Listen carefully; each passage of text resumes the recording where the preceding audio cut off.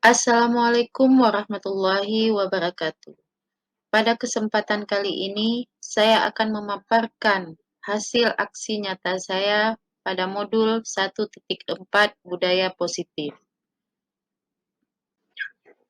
Perkenalkan, saya Dahlia Malahayati SPD, calon guru penggerak Angkatan 7 Kabupaten Aceh Jaya. Beliau berdua merupakan fasilitator dan pengajar praktik saya, yaitu Bapak Mahlizar SPD dan Ibu Eri Zahraini SPD. Berikut ini adalah rancangan tindakan untuk aksi nyata saya terkait budaya positif di SD Negeri 10 Setiabakti. Yang pertama, latar belakang. Sekolah sepatutnya menjadi tempat yang aman, nyaman, dan menyenangkan bagi semua warga sekolah, khususnya siswa. Hal ini tentunya sejalan dengan pemikiran filosofis Ki Hajar Dewantara yang menyatakan bahwa pendidikan bertujuan untuk menuntun segala kodrat yang ada pada anak-anak, agar mereka dapat mencapai keselamatan dan kebahagiaan yang setinggi-tingginya, baik sebagai manusia maupun sebagai anggota masyarakat. Melalui penanaman budaya positif, maka hal-hal baik akan muncul pada saat kegiatan di sekolah. Hal tersebut dapat dilakukan dengan pembiasaan-pembiasaan yang positif. Salah satu cara mewujudkannya adalah dengan membuat keyakinan kelas yang disepakati bersama, dengan tujuan agar penerapan budaya positif dapat diimplementasikan dengan baik secara sadar dan nyaman. Selanjutnya, tujuan aksi nyata. 1. Membentuk karakter siswa sesuai dengan profil pelajar Pancasila melalui pembiasaan. 2. Menerapkan budaya positif dalam kehidupan sehari-hari. 3. Menciptakan lingkungan belajar yang aman, nyaman, dan ramah anak. 4. Menumbuhkan sikap disiplin, tanggung jawab, dan saling menghargai.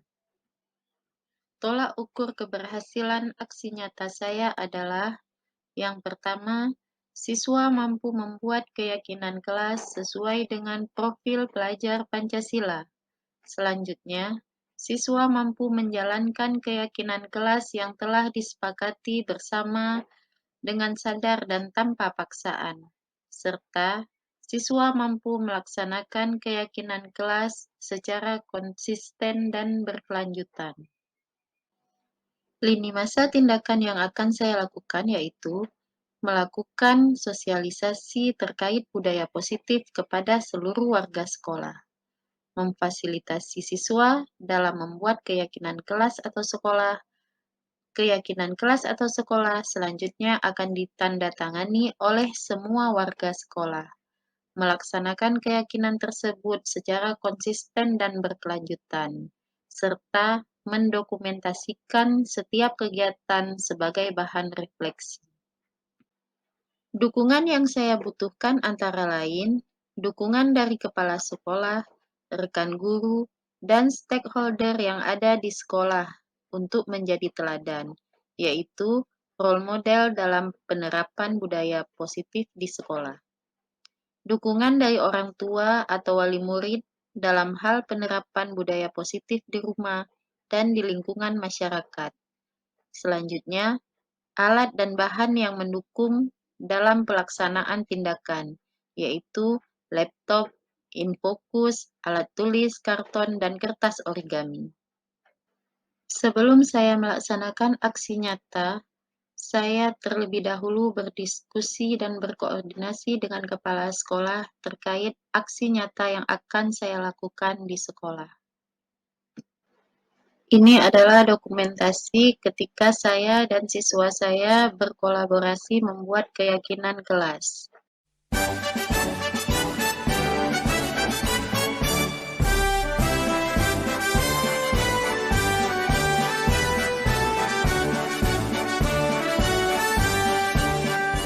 Bulatkan tekad, kuatkan hati, negeri ini belajar bergerak berbagi untuk negeri, guru penggerak majukan pendidikan, guru penggerak menghamba pada murid, kreatif rancang pembelajaran, hargai potensi tingkatkan prestasi, lahirkan profil pelajar Pancasila. Belajar bergerak berbagi untuk negeri, kita menjalin kolaborasi. Belajar bergerak berbagi untuk negeri, demi bakti pada Ibu Pertiwi.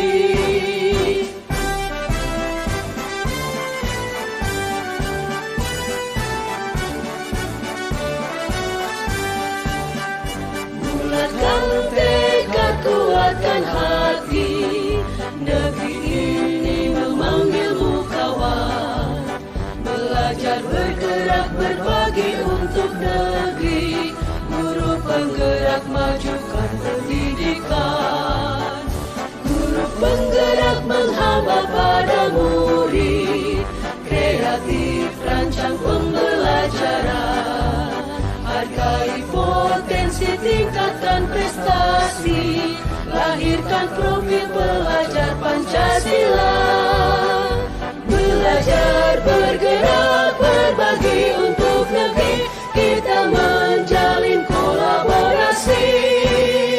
Belajar bergerak berbagi untuk negeri, demi bakti pada Ibu Pertiwi. Belajar bergerak berbagi untuk negeri, kita menjalin kolaborasi. Belajar bergerak berbagi untuk negeri, demi bakti pada Ibu Pertiwi. Demi bakti pada Ibu Pertiwi.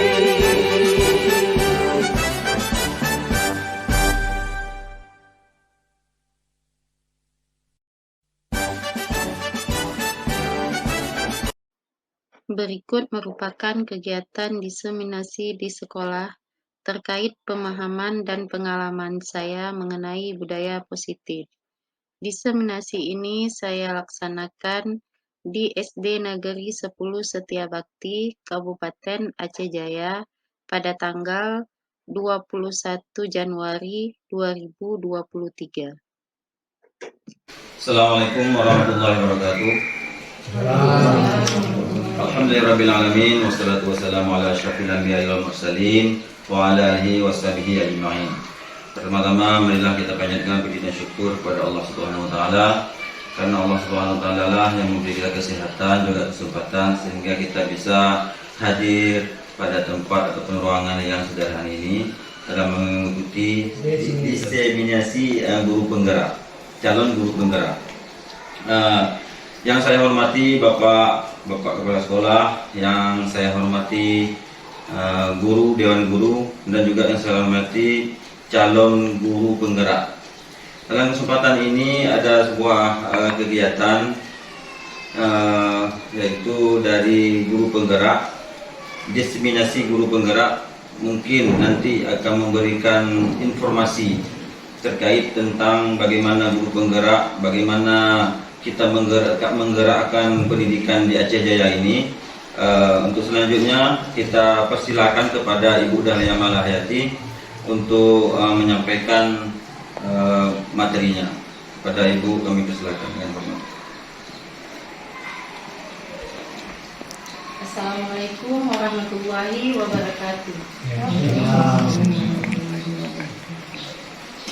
Alhamdulillahirrabbilalamin. Wassalatu wassalamu ala asrofil anbiya'i wal mursalin wa ala alihi wasahbihi ajma'in. Syukur alhamdulillah pada hari ini Allah masih memberikan kita nikmatnya berupa nikmat sehat dan waktu, sehingga kita dapat berkumpul di ruangan yang sederhana ini dalam rangka diseminasi calon guru penggerak angkatan 7 Kabupaten Aceh Jaya. Selanjutnya salawat dan salam kepada Rasulullah SAW, yaitu Rasul kita yang telah membawa kita dari alam ke kebodohan ke alam yang berilmu pengetahuan. Yang saya hormati Kepala Sekolah SD Negeri 10 Setiabakti, yang saya hormati K3S Setiabakti, serta Dewan Guru yang saya muliakan. Pada hari ini saya akan membagi informasi mengenai budaya positif. Ya, budaya positif yang telah saya pelajari, telah saya dapatkan ketika kami di modul 1.4. Sebelumnya perkenalkan, saya Dahlia Malahayati. Saya adalah calon guru penggerak angkatan 7 Kabupaten Aceh Jaya yang berasal dari SD Negeri 10 Setiabakti. Di sebelah kanan saya Bapak Mahrizar SPD, beliau adalah fasilitator saya. Beliau dari SMKN 1 Julok, Kabupaten Aceh Timur. Kemudian yang sebelah kiri saya adalah Ibu Eri Zahraini. Beliau adalah pengajar praktik saya. Beliau berasal dari SMA Negeri 1 Tenom, Aceh Jaya. Mereka lah yang membimbing saya selama ini, selama saya mengikuti pendidikan guru penggerak. Sebelum kita memulai, ada pertanyaan pemantik. Nah, apakah Bapak Ibu Guru setuju dengan pernyataan berikut? Apabila setuju, nanti bisa tunjuk tangan, ya. Yang pertama, hukuman dapat mendisiplinkan anak. Siapa yang setuju, tunjuk tangan. Ya, 1, 2, 3, 4, 5, ya, 6. Ya, semuanya ya. Hampir semuanya menyatakan bahwa hukuman dapat mendisiplinkan anak. Selanjutnya, memberikan penghargaan dapat meningkatkan motivasi anak dalam belajar. Yang setuju? Ya, semuanya juga setuju. Bu, maksudnya memberikan penghargaan seperti reward ya? Penghargaan ya Pak, seperti reward. Ya, kemudian pemberian hukuman dengan hal positif seperti membaca atau membersihkan halaman sekolah dapat meningkatkan kedisiplinan anak. Setuju? Ya, baik, semua setuju. Sebelum saya menjawab, mari kita perhatikan apa itu budaya positif. Budaya positif adalah sesuatu pembiasaan yang positif yang ada di sekolah. Apabila hal itu dilakukan di sekolah, itu pembiasaan di sekolah. Apabila dilakukan di rumah, itu pembiasaan di rumah. Yaitu hal-hal yang positif. Budaya positif dapat mendorong murid untuk mampu berpikir, bertindak, dan melakukan hal yang positif sebagai proses memerdekakan dirinya. Menciptakan budaya positif di sekolah dengan menerapkan konsep-konsep inti seperti disiplin positif, motivasi perilaku manusia, yaitu berupa hukuman dan penghargaan, posisi kontrol restitusi, keyakinan sekolah atau keyakinan kelas, segitiga restitusi agar murid lebih mandiri, jujur, dan bertanggung jawab secara sadar tanpa paksaan. Maksud tanpa paksaan ini tidak ada paksaan dari luar, dari eksternal, serta memberikan rasa aman dan nyaman pada murid ketika siswa itu berada di sekolah. Ya, itu pengertian dari budaya positif. Jadi pada diseminasi saya hari ini ada beberapa materi yang akan saya bagikan. Ada beberapa materi yang akan saya informasikan kepada teman-teman guru lainnya. Salah satunya yaitu teori kontrol dan disiplin positif, teori motivasi, hukuman dan penghargaan, kemudian keyakinan kelas, kebutuhan dasar manusia, posisi kontrol, dan segitiga restitusi. Baik, ada sebuah kegiatan. Saya meminta 2 orang. Siapa yang ingin maju ke depan? Ucut.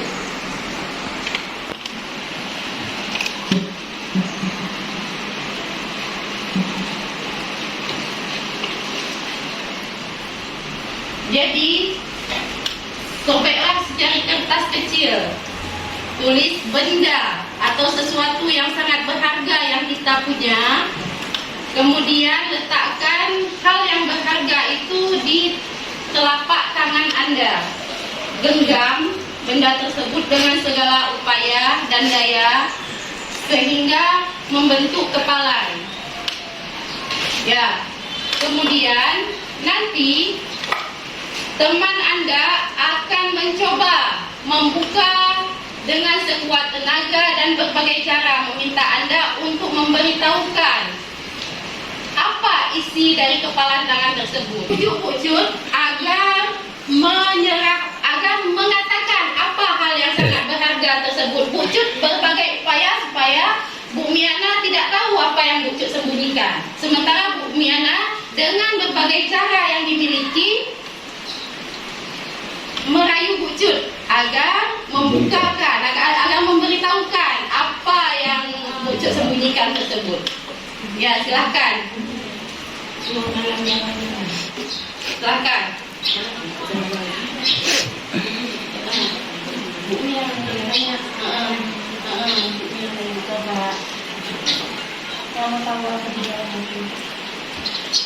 Boleh rayuan, boleh bujukan, boleh apa?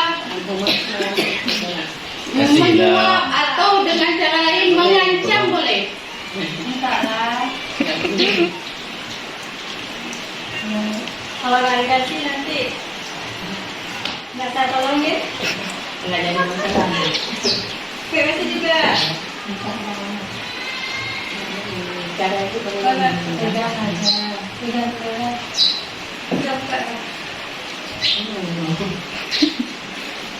Boleh.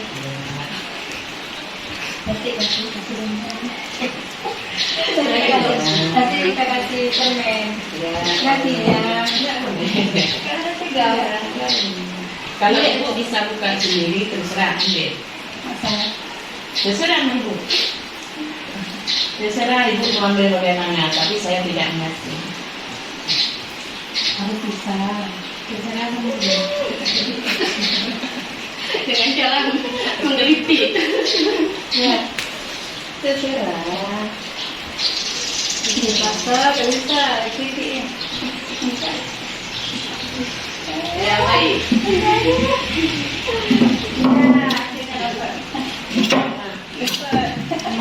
Enggak bisa. Ya, silakan. Terima kasih kepada Bu Cun dan Bu Miana. Ya. Ternyata Ibu Cun tetap dengan pendiriannya, tetap dengan komitmennya, tidak akan memberitahukan hal rahasia yang dimiliki oleh Bu Cun. Walaupun Bu Miana dengan berbagai upaya telah mencoba untuk merayu, menggelitik, atau memaksa untuk membuka dengan cara menyuap dengan permen, tetapi Bu Cun tetap dengan komitmennya bahwa ini rahasia saya dan saya tidak akan memberitahukan kepada siapapun juga. Ya, begitu kan? Ya, baik. Teori kontrol.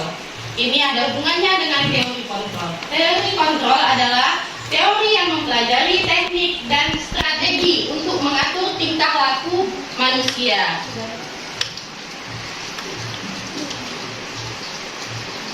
Sementara disiplin positif merupakan pendekatan mendidik anak untuk melakukan kontrol diri dan pembentukan kepercayaan diri. Jadi, sebenarnya hanya kitalah yang mampu mengontrol diri kita sendiri. Orang lain tidak dapat mengontrol diri kita.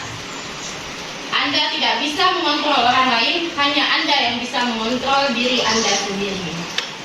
Ya, makna disiplin belajar kontrol diri dengan menggali potensi kita agar tercapai tujuan yang mulia, yaitu sesuatu menjadi seseorang yang kita inginkan berdasarkan nilai-nilai yang kita hargai. Jadi apabila kita bisa mengontrol diri kita sendiri, pengaruh dari luar tidak akan berani untuk membuat kita itu goyah. Tetapi apabila kita tidak bisa mengontrol diri kita sendiri, dengan menunjukkan sedikit, maka kita akan membuka apa yang ada yang kita rahasiakan tersebut. Seperti itu lebih kurang. Ya baik. Untuk apa ini semua? Yaitu agar terciptanya nilai-nilai kebajikan yang kita harapkan.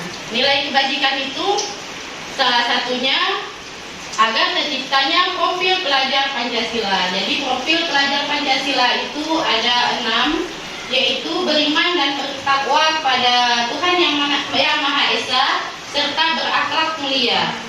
Kemudian berkebinekaan global. Lalu mandiri, bergotong royong, bernalar kritis serta kreatif. Jadi diharapkan siswa mampu memiliki ke-6 karakter tersebut. Baik, next. Yang kedua, teori motivasi. Teori motivasi adalah teori yang membahas mengenai motivasi serta mengelompokkannya menjadi beberapa bentuk dari kurun waktu ke waktu. Teori motivasi manusia itu ada berasal dari eksternal dan ada berasal dari internal. Eksternal untuk menghindari kenyamanan hukuman, apa yang akan terjadi apabila saya tidak melakukannya. Ya, sebagai contoh, apabila kita pergi ke sekolah, jika kita terlambat ke sekolah, hukuman apa yang nanti akan diberikan oleh kepala sekolah? Ya, sanksi apa yang akan kita dapatkan? Itu motivasi eksternal, sehingga dengan motivasi eksternal tersebut kita berkomitmen untuk datang ke sekolah tepat waktu. Itu motivasi eksternal. Satu lagi motivasi eksternal untuk mendapatkan imbalan dari orang lain atau institusi. Misal, apa yang kita dapatkan apabila kita pergi ke sekolah tepat waktu? Misal ya, TPP tidak dipotong. Kemudian apalagi imbalannya kita mendapatkan pujian, kita mendapatkan penghargaan. Itu motivasi eksternal, sehingga dengan seperti itu kita termotivasi untuk terus melakukan kedisiplinan tersebut. Nah, yang kedua, motivasi internal. Itu motivasi yang ada di dalam diri kita sendiri. Untuk apa? Untuk menghargai diri kita sendiri. Seperti saya akan menjadi orang yang seperti apa bila saya melakukannya. Jadi motivasi tersebut memang tertanam di dalam hati kita. Saya ingin seperti apa? Apa yang akan saya lakukan untuk sekolah ini? Apa yang memotivasi saya agar sekolah ini menjadi sekolah yang pendidikannya lebih maju. Nah, dengan menghargai diri sendiri, maka kita berkomitmen, saya adalah guru. Jadi saya menghargai diri saya sebagai seorang guru. Itu. Demikian juga siswa. Saya adalah siswa. Mereka ketika kita sadar diri kita, sadar akan diri kita, maka kita tahu apa yang harus kita lakukan. Itu motivasi internal. Nah, sekarang kita bisa bertanya dalam diri kita, selama ini apakah kita termotivasi dengan motivasi internal ataukah eksternal ataukah keduanya? Ya, itu pertanyaan yang tertanam dalam diri kita. Ya, next. Hukuman dan penghargaan. Hukuman merupakan sebuah cara untuk mengarahkan sebuah tingkah laku agar sesuai dengan tindakan yang diharapkan. Sementara penghargaan adalah sebuah bentuk apresiasi kepada sesuatu prestasi tertentu. Ada perbedaan antara hukuman dan konsekuensi. Hukuman itu sesuatu yang menyakitkan harus terjadi. Seperti kita memberi hukuman ke siswa apabila siswa tidak mengerjakan pekerjaan rumah misalnya. Kita memberikan hukuman dan membuat siswa itu merasa tersakiti dengan hukuman yang kita berikan. Konsekuensi apa? Sesuatu yang harus terjadi. Apabila siswa tidak membuat pekerjaan rumah, kesepakatan apa yang sudah disepakati oleh siswa sehingga hal tersebut membuat sama-sama senang istilahnya. Kemudian hukuman itu membuat anak sakit fisik maupun hati untuk jangka waktu yang lama. Konsekuensi membuat anak merasa tidak nyaman dalam jangka waktu pendek. Anak itu merasa tidak nyaman ketika konsekuensi itu dijalankan. Kemudian hukuman, anak membenci kedisiplinan. Konsekuensi, anak menghargai kedisiplinan. Hukuman paksaan merupakan paksaan, konsekuensi merupakan stimulus atau tanggapan.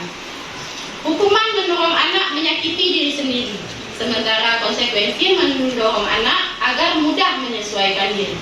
Hukuman konsep diri yang buruk, sementara konsekuensi konsep diri yang baik. Hukuman, anak belajar untuk menyembunyikan kesalahan. Konsekuensi, anak belajar untuk mematuhi peraturan. Hukuman, anak itu merasa marah, rasa bersalah, dipermalukan, merasa tak dihargai. Sementara konsekuensi hanya kehilangan hak, dibuat tidak nyaman, diasingkan untuk sementara waktu. Jadi sudah sangat jelas Bapak dan Ibu bahwa hukuman ataupun penghargaan itu adalah faktor ekstrinsik sehingga tidak membuat siswa itu merasa sadar akan kesalahannya. Mereka hanya takut pada hukuman. Mereka berbuat hanya karena penghargaan. Ya, jadi yang harus kita tanamkan pada siswa adalah faktor intrinsiknya, bahwa dari dalamlah kita harus benar-benar yakin, benar-benar berkomitmen terhadap suatu kedisiplinan tersebut. Jadi dengan sadar dan nyaman, siswa atau bahkan kita akan senang untuk melakukan hal positif tersebut. Ya, baik. Itu antara hukuman dan konsekuensi. Kita lanjut yang selanjutnya, keyakinan kelas. Keyakinan kelas adalah salah satu disiplin positif yang bisa kita terapkan dalam membangun budaya positif di sekolah. Nah, ini tujuannya ya, membuat keyakinan kelas untuk mendisiplinkan siswa. Mengapa tidak peraturan saja? Mengapa harus keyakinan kelas? Ya, ada yang bisa menjawab? Mengapa harus peraturan saja? Itu ada disajikan contoh-contohnya. Ya, silakan Pak Okta. Kalau peraturan itu sepihak, misalnya dari sekolah aja. Tapi kalau keyakinan kelas itu biasanya kedua belah pihak menyepakati tentang apa-apa yang menjadi keyakinannya. Ya, benar sekali ya. Pak Okta, yang lain ada yang mau menanggapi? Baik, benar yang dikatakan oleh Pak Okta bahwa peraturan biasanya hanya sepihak, biasanya hanya guru saja yang membuat. Sementara siswa harus mentaati. Biasanya hanya kepala sekolah saja yang membuat, guru harus mentaati. Itu peraturan. Biasanya sekolah yang mentaati, di pihak atas lagi yang membuat peraturan. Tetapi keyakinan kelas bagaimana? Keyakinan kelas itu kesepakatan bersama. Kesepakatan bersama antara dua belah pihak. Sehingga terciptanya suatu kesadaran diri untuk melakukan kedisiplinan tersebut. Nah, sebagai contoh, mengapa kita memiliki peraturan harus menggunakan helm bila mengendarai kendaraan roda 2? Apabila itu kita anggap sebagai suatu peraturan, maka ketika ada razia, baru kita memakai helm. Jika tidak razia, ya ngapain kita pakai helm? Ya seperti itu. Tetapi apabila kita berpikir bahwa itu untuk keselamatan kita, pasti kemana-mana kita menggunakan helm. Seperti itu. Demikian juga dengan masker atau peraturan datang tepat waktu pada saat sekolah, pada saat mengikuti pelatihan. Seperti itu. Jadi di sini harus ada motivasi internal tadi. Jadi untuk mendukung motivasi intrinsik, kembali ke nilai-nilai keyakinan-keyakinan, lebih menggerakkan seseorang dibandingkan mengikuti serangkaian peraturan-peraturan. Jadi dengan adanya keyakinan, maka kita lebih sadar, kita lebih berkomitmen dibandingkan kita hanya mengikuti peraturan semata. Ya, selanjutnya ada beda antara peraturan dan keyakinan kelas. Peraturan selalu kembalikan buku ke tempatnya. Ini contoh ya, contoh. Misal peraturan selalu kembalikan buku ke tempatnya. Diganti rubrik bahasanya, keyakinan kelas itu tanggung jawab. Peraturan dilarang mengganggu orang lain. Keyakinan kelas menghormati orang lain. Peraturan hadir di sekolah 15 menit sebelum pembelajaran dimulai. Keyakinan kelas menghormati orang lain, berkomitmen. Peraturan kelas dilarang melakukan kekerasan, sementara keyakinan kelas untuk keselamatan, menghormati orang lain. Peraturan dilarang menggunakan narkoba, keyakinan kelas untuk kesehatan diri sendiri. Kemudian bergantian atau menunggu giliran atau antri ya. Kalau keyakinan kelas menghormati orang lain dan bersabar. Peraturan kelas menggunakan masker itu pada saat COVID dulu. Kemudian keyakinan kelas kesehatan dan keselamatan. Peraturan kelas jangan berlari di kelas atau koridor. Keyakinan kelas keselamatan dan keamanan. Baik, yang selanjutnya kebutuhan dasar manusia.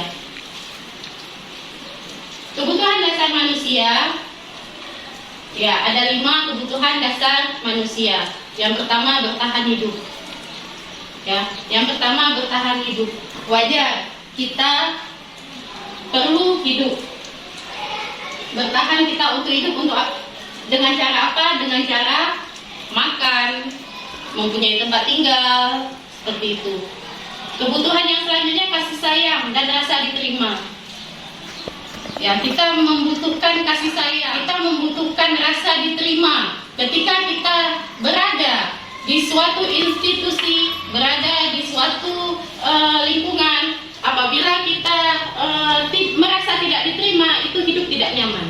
Jadi kita pasti membutuhkan rasa kasih sayang tersebut. Kita membutuhkan rasa kita untuk diterima. Kemudian penguasaan, yaitu kemampuan atas penghargaan. Jadi setiap kita ingin dihargai. Pasti itu. Dengan penghargaan maka hidup kita seperti lebih berwarna. Jadi itu merupakan kebutuhan dasar manusia. Kemudian kebebasan. Kita butuh kebebasan. Siswa kita butuh kebebasan. Ya, kebebasan yang bagaimana? Ya, nanti kita bahas kembali. Kemudian kesenangan. Semua kita butuh senang. Ingin adanya kesenangan. Ya, baik. Selanjutnya yang kelima, posisi kontrol guru. Ada 5 posisi kontrol guru. Kita sebagai guru, di manakah posisi kita saat ini? Apakah sebagai penghukum? Apakah sebagai pembuat merasa bersalah? Sebagai teman, pemantau, dan manajer? Jadi, bisa jadi kelima-lima hal ini ada pada kita. Bisa jadi salah satunya ada pada kita. Untuk lebih jelasnya, marilah kita saksikan video mengenai posisi kontrol guru.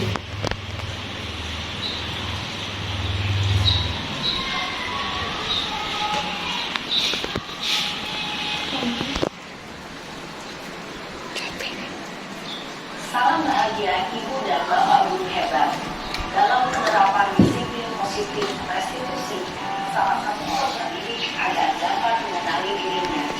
Pada video kali ini, kita akan membahas tentang 5 posisi kontrol yang dikembangkan oleh Diane Lawson dan contoh penerapannya.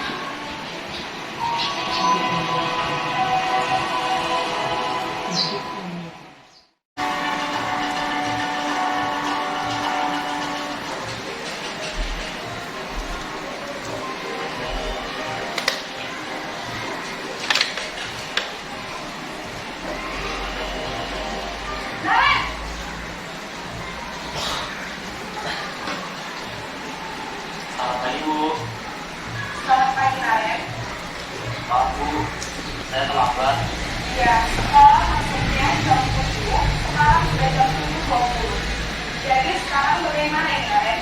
Maaf Bu, saya lupa soal tes malam.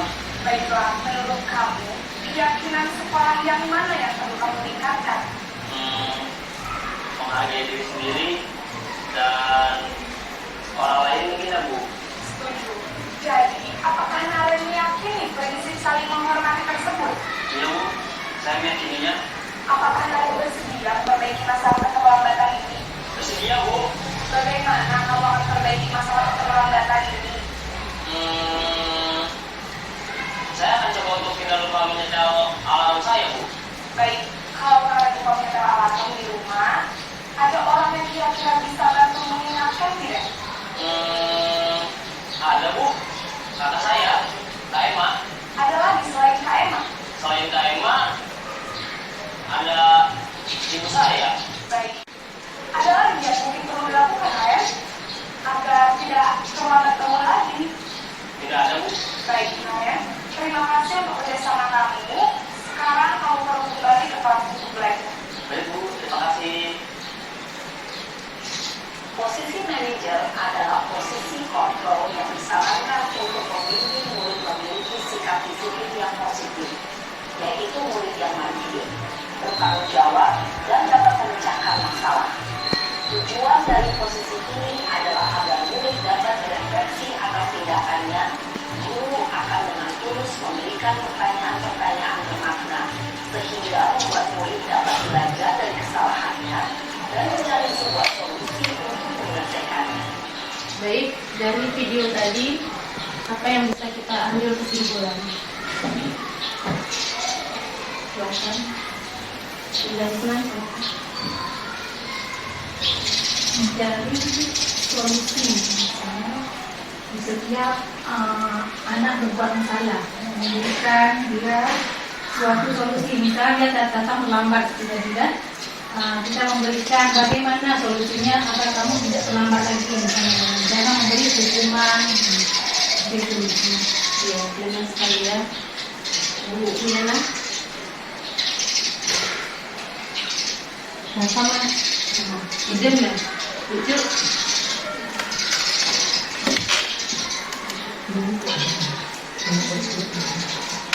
Sama Bu, berarti kita mencari solusi bagaimana anak itu bisa untuk datang lebih cepat dan tidak terlambat lagi.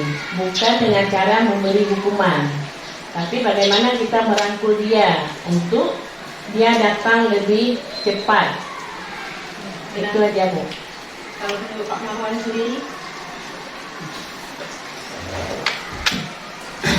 Jadi solusi ini, ya, solusinya supaya anak-anak itu jangan terlambat kita berikan seperti kita bicara, kita tinggalin sedikit itu. Dan nanti kawan-kawannya bisa melihat, oh kalau misalnya terlambat, nah, kita diasingkan, nah, bukan beri hukuman, nah, diasingkan supaya nanti anak-anaknya jangan ikut-ikutan seperti yang sudah ada. Hari yang akan datang hari ini, anak-anak yang lain bisa cepat datang. Pembelajaran. Baik, jadi sekali ya, dari video tadi dapat kita ambil kesimpulan bahwa ada 5 posisi kontrol guru. Kita di posisi yang mana, hanya kita yang tahu. Kemudian posisi yang paling bagus adalah posisi manajer, di mana guru mengadakan kesepakatan dengan siswa untuk melakukan kedisiplinan tersebut. Jadi siswa merasa senang dari dalam diri dia sendiri. Dia menganggap bahwa itu untuk dirinya sendiri, bukan karena adanya peraturan, tetapi memang komitmen di dalam diri sendiri, sehingga siswa mau menjalankan disiplin tersebut. Ya, kemudian yang selanjutnya, apa itu restitusi? Restitusi adalah proses menciptakan kondisi bagi murid untuk memperbaiki kesalahan mereka, sehingga mereka bisa kembali pada kelompok mereka dengan karakter yang lebih kuat. Restitusi juga merupakan proses kolaboratif yang mengajarkan murid untuk mencari solusi terhadap masalah mereka sendiri dan membantu murid berpikir tentang orang seperti apa yang mereka inginkan. Tujuan mereka nantinya seperti apa, bagaimana mereka harus melakukan memperlakukan orang lain. Itu menurut dosen. Jadi restitusi ini ketika mereka melakukan kesalahan, mereka berani untuk bertanggung jawab terhadap kesalahan mereka tersebut, lalu berani jujur dengan merasa nyaman. Terkadang siswa kita ini ketika telah melakukan kesalahan berbohong. Kenapa berbohong? Karena takut dihukum. Jadi dengan restitusi ini mereka jujur telah melakukan kesalahan, tetapi mereka nyaman. Setelah mereka jujur, mereka nyaman dan mereka dapat mencari sendiri solusi terhadap permasalahan mereka, sehingga untuk kedepannya akan lebih baik lagi. Ya, ini segitiga restitusi seperti tahapannya. Yang pertama, tahapan menstabilkan identitas. Menstabilkan identitas mungkin yang kata-kata gurunya seperti berbuat salah itu hal yang manusiawi. Jadi membuat siswa nggak takut ketika kita panggil. Mereka kan terkadang takut. Ini kena hukuman nih, saya udah nyontek, saya udah pukul kawan, saya sudah terlambat ke sekolah. Jadi berbuat salah itu hal yang manusiawi. Jadi tidak ada manusia yang sempurna, itu bahasa kita, ya. Bahwa ibu juga bapak pernah melakukan kesalahan. Nah, kemudian tahapan yang selanjutnya validasi tindakan. Validasi tindakan itu bahwa yang dilakukan itu salah. Ya, kita harus mengatakan bahwa kamu, contoh kata-katanya, kamu bisa saja melakukan hal yang lebih buruk, tapi kamu tidak melakukan hal itu. Ya, kamu pasti punya alasan. Kita menanyakan alasannya. Kemudian menanyakan keyakinan. Keyakinan ini kan sudah kita bentuk di sekolah kita, di kelas kita. Mereka juga tahu kesepakatan bersama antara siswa sama guru. Jadi kita tanyakan kembali nilai apa yang mereka percaya, nilai apa yang harus ditingkatkan lagi. Apakah nilai disiplin? Disiplin itu apa? Nilai menghargai orang lain dan sebagainya. Ya. Sebelumnya ini ada singkat saja. Saya pernah membuat praktik segitiga restitusi di sekolah. Saya pernah melakukan praktik segitiga restitusi di sekolah bersama 2 orang siswa saya, yaitu bersama Muna dan Roja.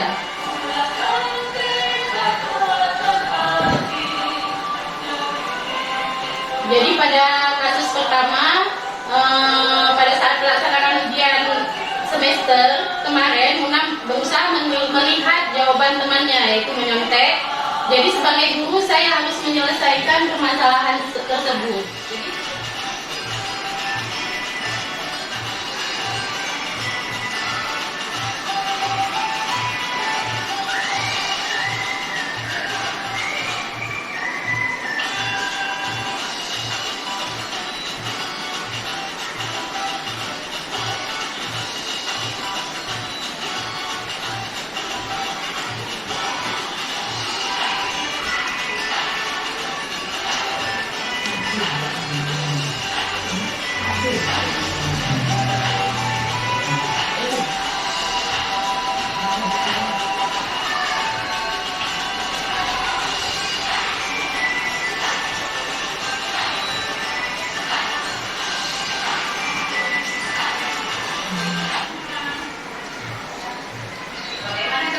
Ini adalah restitusi yang saya lakukan bersama siswa saya kelas 5 SD. Yang pertama, menstabilkan identitas terlebih dahulu.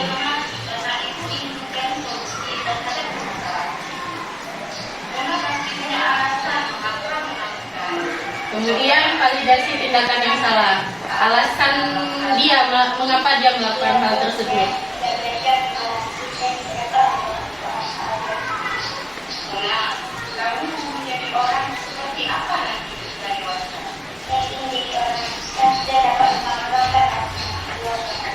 Baik, kalau seperti itu, menurut Muna menilai kewajiban apa yang harus ditingkatkan? Berarti keyakinan kelas yang bagaimana? Kemudian saya menanyakan kepada Muna tentang keyakinan kelas yang pernah kami sepakati bersama.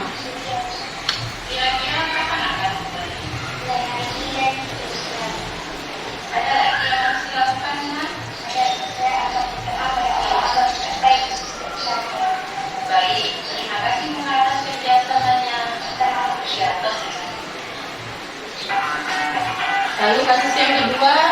Roja Iska yang membuang sampah sembarangan. Pada saat yang bersamaan saya mengetahui hal tersebut. Sebagai guru, saya harus menyelesaikan masalah tersebut dengan baik menggunakan tahapan segitiga restitusi. Roja, kembali dulu.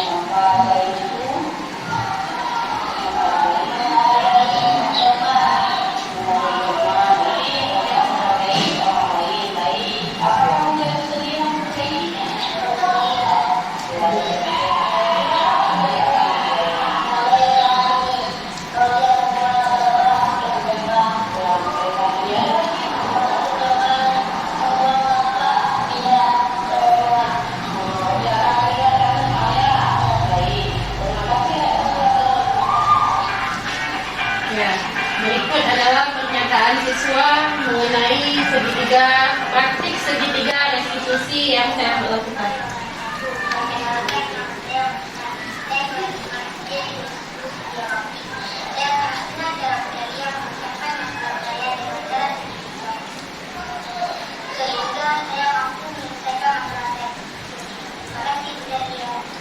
Assalamualaikum warahmatullahi wabarakatuh. Nama saya Roja Iska. Saya kelas 5 SD Negeri 10 Setiabakti.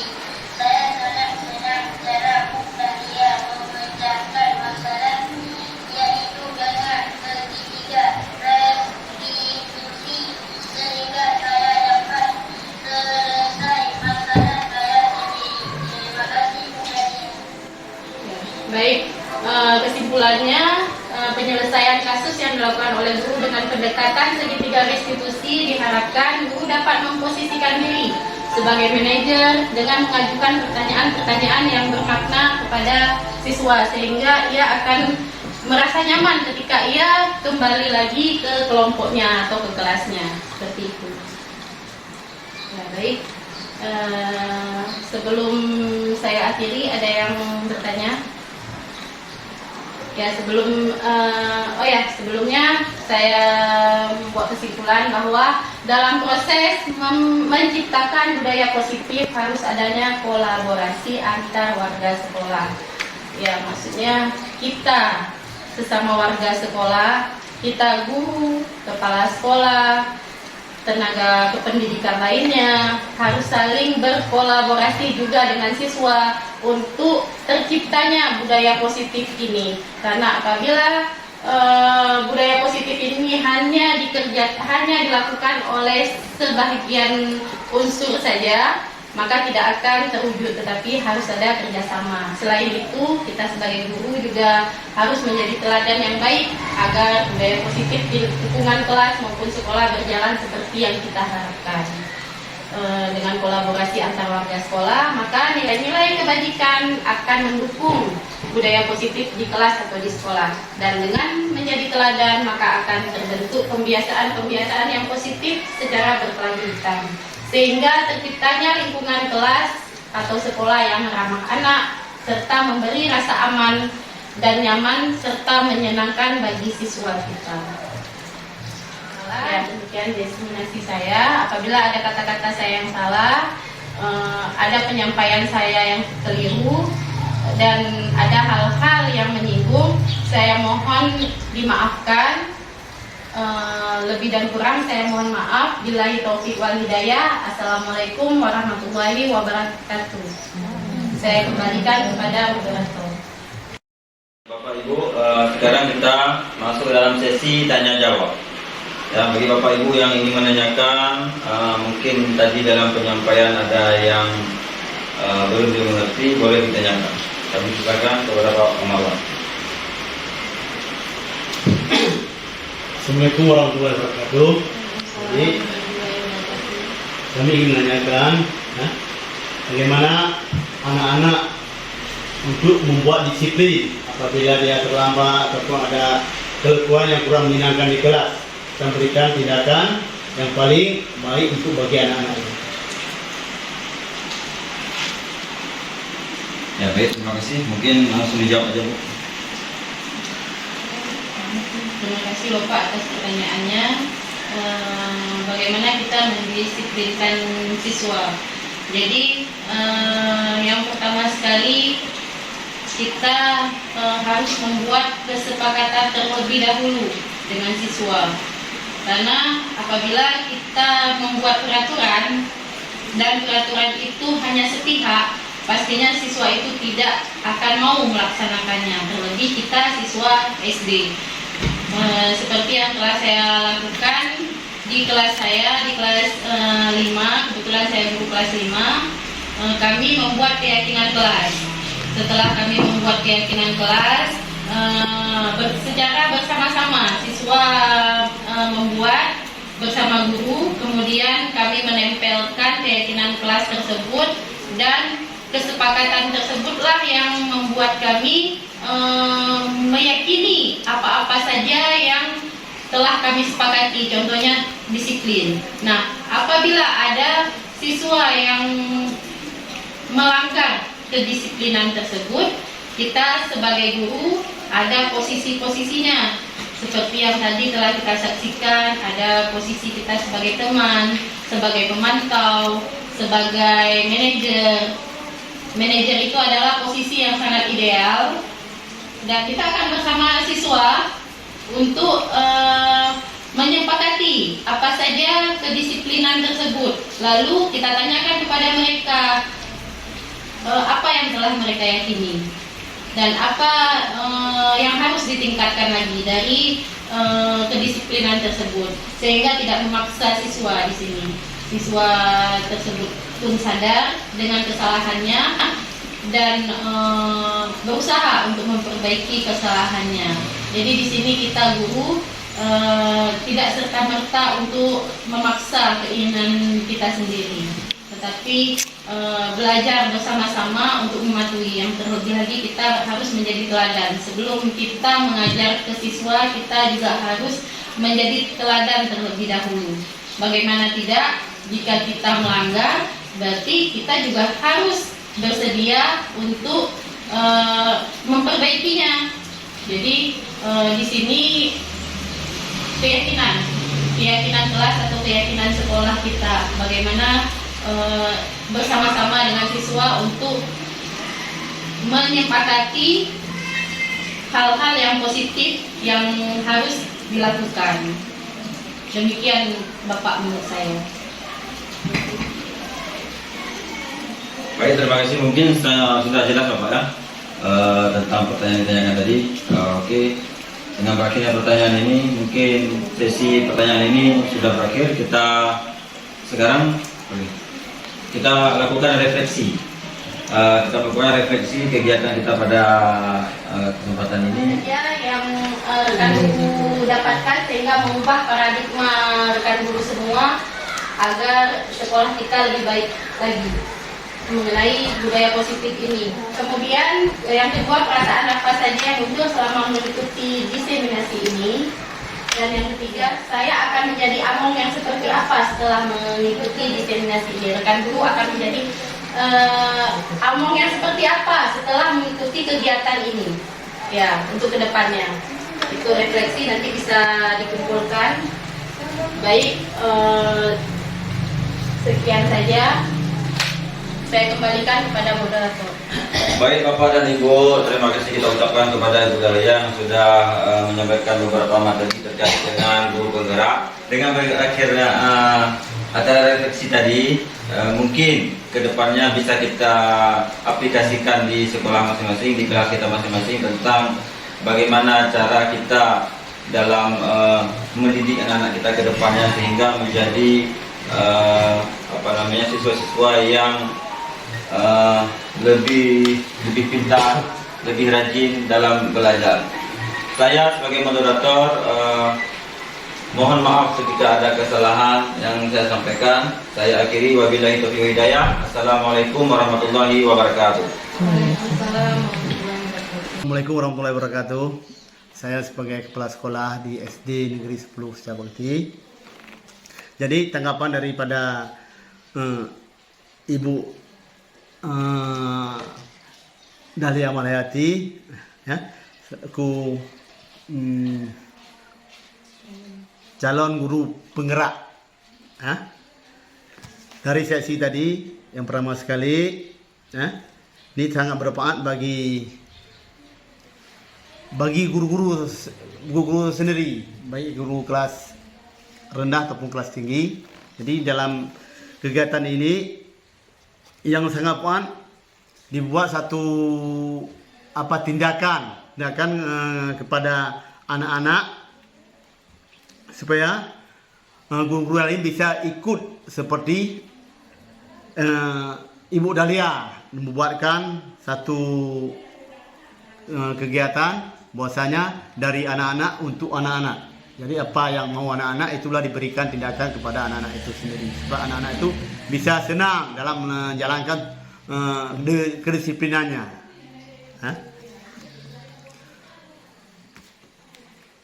Jadi dengan diselenggarakan ini kami bermanfaat juga bagi sekolah, ya. Dengan adanya Ibu Dahlia sebagai guru penggerak pada SD 10 Setiabakti ini. Inilah yang dapat saya sampaikan. Dan saya akhiri, wabillahi taufiq wal hidayah. Assalamualaikum warahmatullahi wabarakatuh. Assalamualaikum warahmatullahi wabarakatuh.